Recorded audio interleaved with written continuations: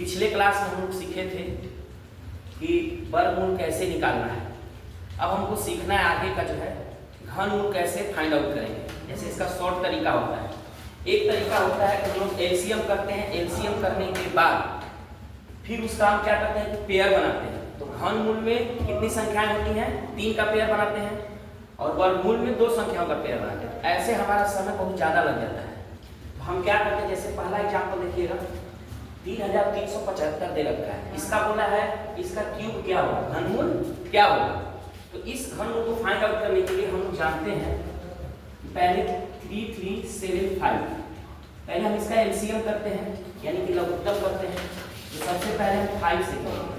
5 से करेंगे तो 6 टाइम 5 छके 30, बचा कितना आपका 3, फिर 7 आएगा, फिर आपको करना है 7 टाइम, फिर आपका 5 टाइम, फिर आप 5 करेंगे, फिर से दोबारा 5 1 या 5, फिर कितना बचा आपका बचा 8 7, 3 टाइम करिएगा, फिर 5 टाइम करिएगा, फिर इसमें करेंगे फिर 5 से 5 3 8 2 जा, उसके बाद 7।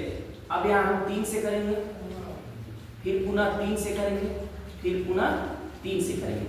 ऐसा करने में अगर बड़ी संख्याएं होती है, जैसे आप यहाँ देख रहे हैं 6 नंबर क्वेश्चन में इतना है 10 92 727, अगर इतनी बड़ी संख्या के एलसीएम करने में हमारा बहुत समय खत्म हो जाता है।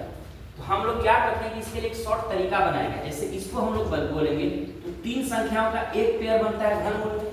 तो इसका एक 5 बना और इसका एक 3 बना, यानी 5 3 जा 50। बस इसको देखते जाइएगा। अब इसको हम डायरेक्ट यहाँ पे कैसे आंसर लिखेंगे, यही हमको सीखना है। ये तो रहा आपका मेथड, लेकिन हम इसको अगर हमें ये पता है तो इसका हम डायरेक्ट आंसर बिना कलम उठाए बना सकते हैं।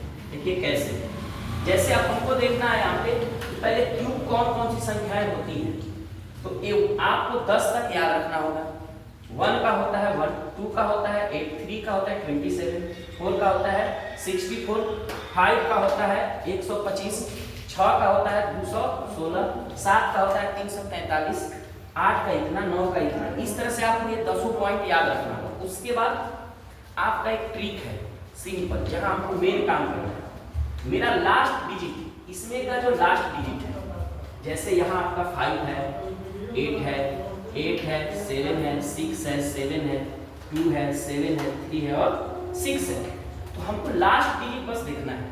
लास्ट डिजिट देखेंगे, अगर 1 रहे तो 1 लिखेंगे, 2 का 8 लिखेंगे। एक बार पुनः फिर से सुनिएगा, 1 का 1 लिखेंगे, 2 का 8 लिखेंगे, 3 का 7 लिखेंगे, 4 का 4 लिखेंगे, 5 का 5, 6 का 6, 7 का 3, 8 का 2, 9 का 9। यानी चेंज कौन सा हो रहा है? 2 का 8 लिखेंगे, 8 रहेगा तो 2 लिखेंगे, 3 रहेगा तो 7 लिखना है, 7 रहेगा तो 3 लिखेंगे। इस प्रकार से हमारा लास्ट डिजिट पता चल जाएगा। उसके बाद क्या करेंगे कि जैसे इस क्वेश्चन को देखिए, जैसे हम लोग इसको सॉल्व करेंगे, इसका 15 आंसर है, 15 आंसर है। तो यहाँ आपको क्या करना है, इस 5 का डिजिट लास्ट क्या है 5, तो 5 का क्या होता है जी, 5 का 5 ही होता है।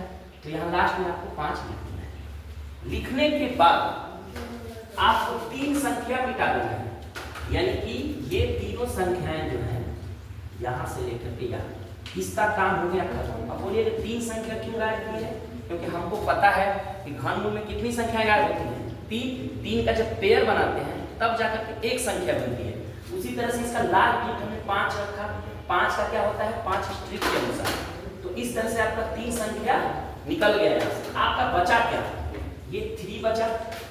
अब इस 3 को ले चलेंगे इस साइड, 3 के नीचे देखेंगे जो 3 संख्या बचेगी, चाहे 3 बचे 64 बचे, जो भी बचे डबल डिजिट में, 3 डिजिट में या 4 डिजिट में, उसको देखना है उसके नीचे की संख्या कौन सी है जो उसका क्यूब है, क्यूब होगा।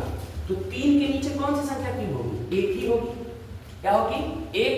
तो 1 का क्या होता है 1 ही होता है। इस तरह से इसके सामने 1 लिखते हैं। तो इस प्रकार से हमारा आंसर बन जाएगा क्या 50। तो इस तरह से ये आपका हो गया 50। उसी तरह से दूसरा क्वेश्चन देखिए, यहां से क्या कर देंगे 8 है, तो 8 जो लास्ट में बना था, तो 8 का बनता है 8 संख्या है, 8 का लास्ट डिजिट क्या बनेगा, वहां से पुश करिए, वहां से पुश करो, हो गया। हम कट कर लेंगे। हम देखेंगे इसका लास्ट डिजिट कितना था 5 था, तो 5 है तो 5 तो लिख देंगे इस ट्रिक के अनुसार, इसके अनुसार 3 संख्या गायब हो गई। उसके बाद हम देखेंगे कि लास्ट डिजिट मेरा क्या बन रहा है। 3 है तो 3 के नीचे कौन सी संख्या जो क्यूब होती है, तो 3 के नीचे चलेंगे तो 8 मिला। 8 के नीचे क्या होता है 3, और 3 के नीचे क्या होता है 1। 1 किसका क्यूब होता है 1 का, इसलिए यहाँ पे 1 लिख दिए। इस तरह से मेरा देखिए डायरेक्ट आंसर यहाँ पे 15 आ गया। उसी तरह से नेक्स्ट क्वेश्चन में देखिए क्या है मेरा लास्ट डिजिट 8, अंतिम अंक कौन सा है 8 है आपका। तो 8 है तो 8 का कोड क्या है, 8 का क्या होता है 2, तो आप यहाँ पे लिखेंगे 2। जैसे ही 2 लिखेंगे हमारा 3 अंक गायब हो जाएगा। ये 3 अंक मेरा हो गया खत्म। अब क्या मेरे पास बचा, मेरे पास बचा 32। अब 32 के नीचे चलेंगे तो 32 के नीचे कौन सी संख्या है 27, जो किसका क्यूब होती है 3 का। इस तरह से ये किसका क्यूब है 32 का। उसी तरह से नेक्स्ट देखेंगे 8 है, 8 का क्या हो जाएगा 2 हो जाएगा। तो अब 3 संख्या गायब हो जाएगी। अब बचा क्या 74, 74, यानी कि 74 कहाँ आएगा 74 के नीचे कौन सी संख्या जो क्यूब होती है 64, 64। तो 64 का क्या होता है 4, तो यहाँ आप 4 चिपका देंगे। इस तरह से आप पूरा निकाल सकते हैं। 7 किसका होता है तो 3 का, 3 लिख दिए, 3 अंक फिर गए। अब 250 बचा, तो 250 के नीचे वाली कौन सी संख्या है जो क्यूब होती है, तो 250 के नीचे कौन सा होता है 216, और 216 किसका क्यूब है 6 का। तो यहाँ क्या लिखेंगे 6 लिखेंगे। उसी तरह से 6 का क्या होता है 6 होता है, 6 लिखेंगे। फिर से 3 संख्या गायब हो जाएगी। अब बचा क्या 884, तो 884 के नीचे कौन सी संख्या है जो क्यूब होती है, तो 8 से 84 के नीचे 729 होती है, और किसका है 9 का। तो यहाँ 9 लिखिएगा। ठीक उसी तरह से अब इसमें आते हैं। इसमें बना आपका लास्ट में क्या है 7, तो 7 का क्या होता है 7 का हमको पता है क्या होता है 3 होता है। 3 हुआ तो अब ये 3 डिजिट गायब हो गया। अब 1092, तो 1092 के नीचे 1092 के नीचे कौन सी संख्या है जो क्यूब होती है, तो कौन सी होती है 1000 होती है। 1000 किसका होता है जी तो 10 का, तो यहाँ 10 चिपका दीजिए। इस प्रकार से आपका आंसर निकल करके बाहर है। इतना करने का आपको जरूरत नहीं है, सिर्फ हम क्या करेंगे हमको 2 चीज याद रखना है। 1 से 10 तक का क्यूब याद रखेंगे घनमूल कि 1 का कितना होता है। उसके बाद दूसरा चीज ये ट्रिक याद होना चाहिए, और ट्रिक याद करने का आसान तरीका है। A1 का 1 ही होता है, 2 का 8 होता है, 3 का 7 होता है, 4 का 4 होता है। सिर्फ हमको यही 2 पॉइंट याद रखना है कि भाई 2 का 8 होगा और 3 का 7 होगा।